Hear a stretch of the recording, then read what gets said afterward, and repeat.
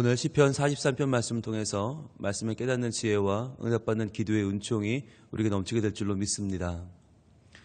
시편 43편에 대해서는 여러 가지 연구들이 있습니다. 그 앞에 나오는 42편과 연결되어서 하나의 시편이었을 것이다 라고 하는 추측도 있고 그렇지 않다라고 하는 추측도 있습니다. 왜냐하면 이 42편에서 어제 우리가 봤을 때 반복되는 후렴구처럼 반복되는 말씀이 있었죠.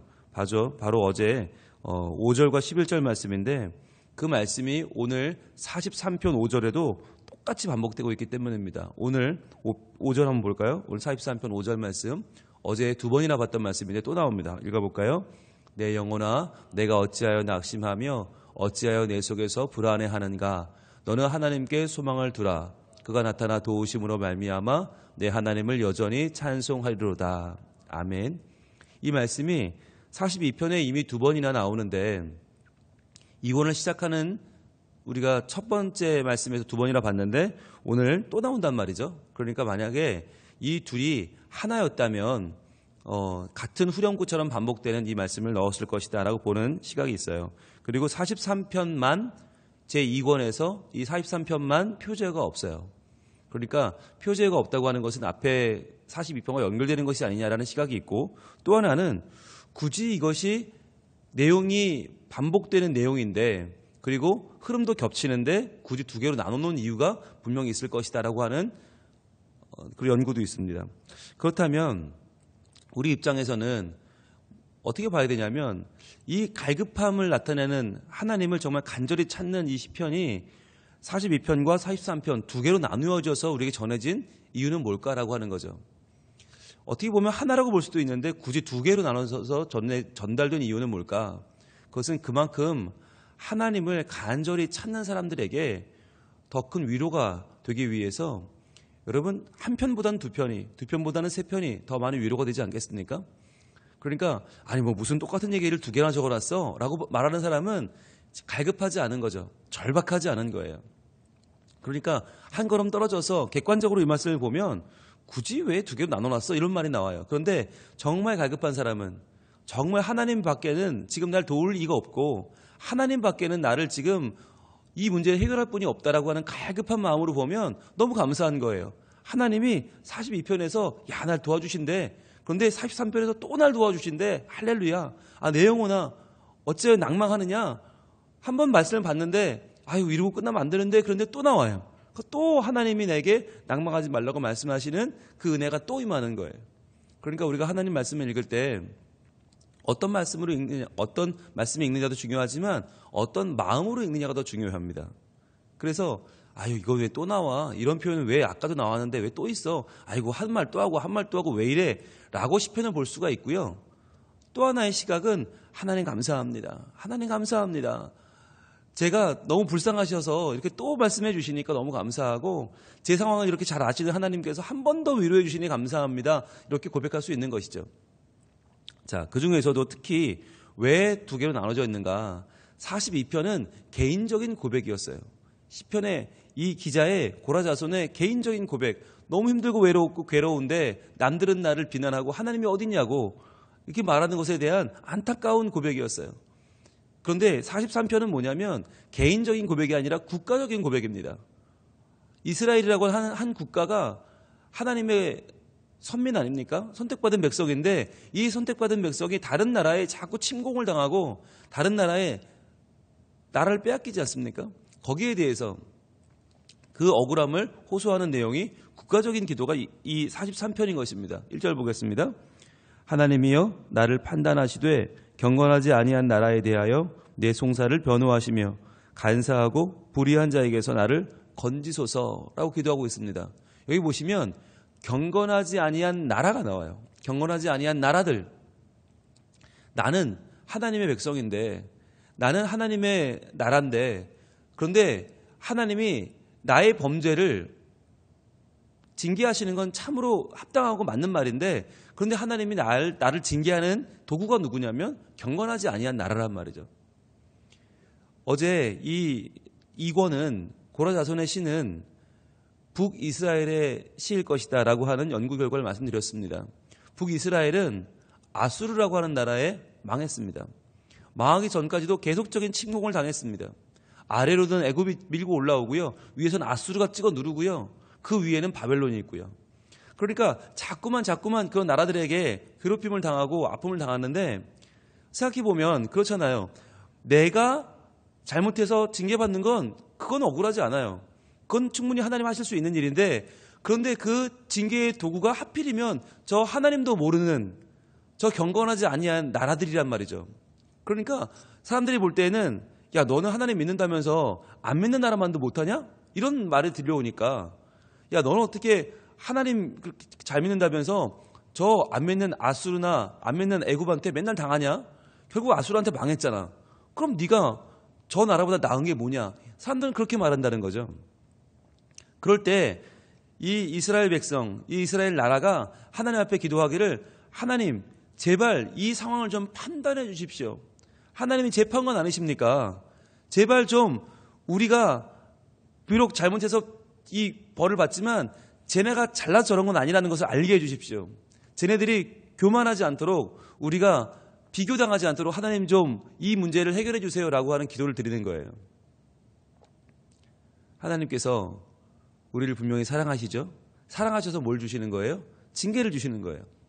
징계하는 부모가 사랑하지 않으면 징계하지 않습니다. 그냥 방치합니다. 하나님이 이스라엘 백성을 사랑하기 때문에 징계하시는 게 분명히 맞아요. 그런데 그 사랑의 징계가 결과적으로 남들이 볼 때는 안 믿는 사람들한테 어려움 당하는 걸로 보이고 안 믿는 나라한테 지배당하는 걸로 보이니까 이게 오히려 하나님 영광을 가리는 게 아닙니까? 라고 하는 호소죠. 어찌 보면 굉장히 말이 되는 정당한 호소죠. 그런데 여기서 이 호소를 드리면서 뭐라고 표현하고 있는가가 중요한데 1절에 보시면 하나님이여 나를 판단하시되 자 하나님을 누구로 고백합니까? 판단하시는 하나님 즉 재판관으로 하나님을 인정해요. 하나님이 재판관이십니다. 자 우리가 재판을 받으러 나갈 때 제일 큰 권위자가 누구예요? 재판관입니다. 재판관이 명령하고 땅땅땅 때리고 선고하면 끝입니다. 힘이 있는 재판관이죠. 그런데 하나님을 재판관으로만 고백하는 게 아니라 또 누구로 고백하냐면 보세요. 경건하지 아니한 나라에 대하여 내 송사를 변호하시며 그 다음에 간사하고 불의한 자에게서 나를 건지소서라고 고백해요. 즉 변호해달라고. 변호하는 사람은 누구예요? 변호사죠. 변호사는 누구 편이에요? 내 편이죠. 재판장은 공정하게 아무의 편도 들지 않고 진리의 편을 들지만 변호사는요. 내 편 아닙니까? 무조건 내 편 들어주는 게 변호사 아니에요.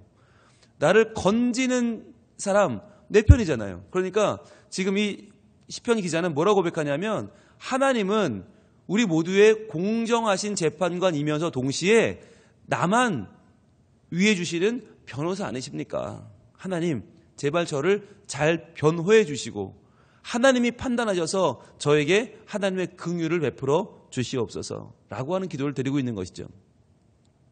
우리가 재판을 받으러 가는데 내 변호사가 만약에 재판관이라면 그건 게임 끝난 거 아닙니까? 재판할 필요도 없는 거 아닙니까?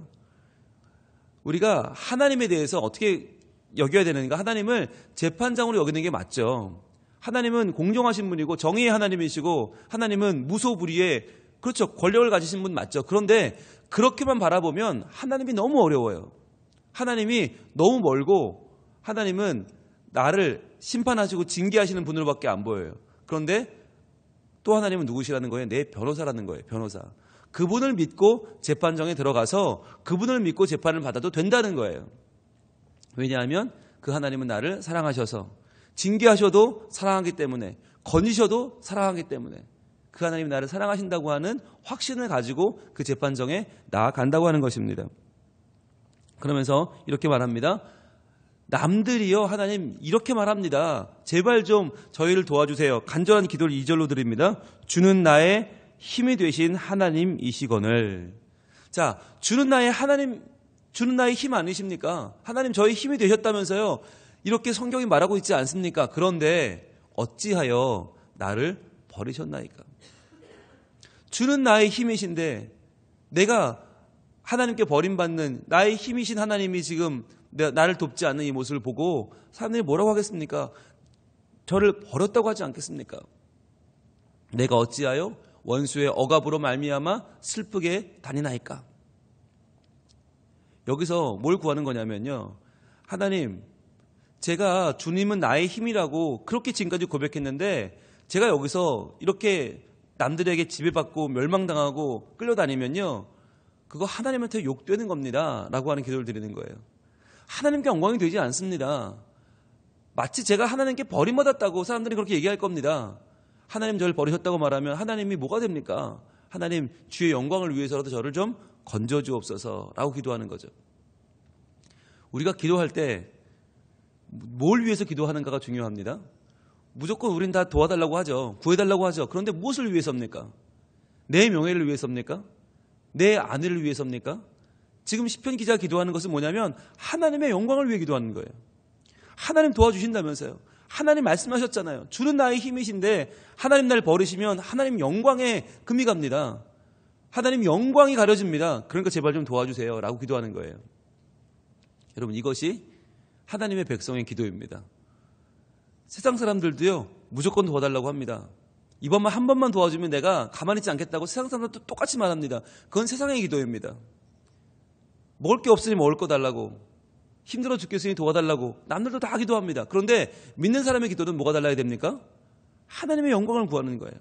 하나님의 영광, 하나님의 말씀하신, 하나님의 신실하심, 하나님의 그 존귀하심을 위해서 기도하는 거예요. 하나님, 하나님의 영광을 위하여 그 신실하신 약속을 지켜주시는 것이 하나님께 더욱더 찬양이 되고 찬미가 되지 않겠습니까? 주님, 제발 도와주세요 라고 기도하는 거죠. 그렇게 기도할 때 하나님이 어떻게 응답하십니까? 3절입니다. 주의 빛과 주의 진리를 보내시어 나를 인도하시고 주의 거룩한 산과 주께서 계시는 곳에 이르게 하소서. 자, 주님의 빛, 주님의 진리, 빛과 진리는 성경에서 짝이에요. 같이 나와요. 빛은 오르고요. 오르라는 빛은 뭐냐면 따스한 빛이기도 하고 밝은 빛이기도 합니다. 빛은 에너지입니다. 우리가 지금 뭐가 없어요?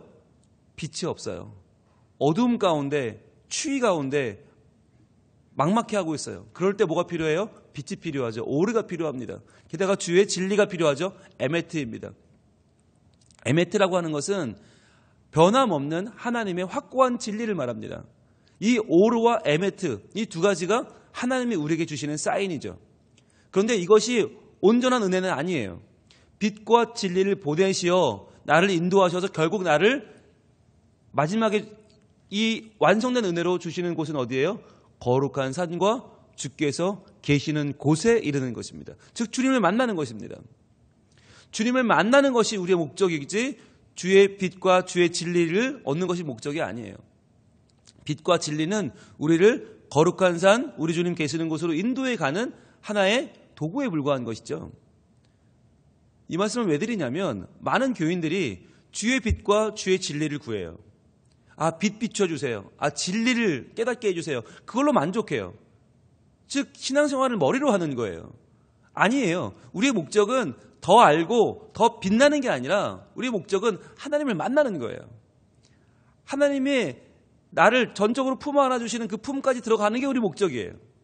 그러니까 우리가 하나님이 주시는 사인으로 만족할 것이 아니라 순간적인 깨달음, 그 깨달음 하나 가지고 은혜 받았다고 말하면 안 되고 순간적으로 빛나는 거, 그거 가지고 하나님 만났다고 하면 안 되는 거예요. 어디까지 가느냐?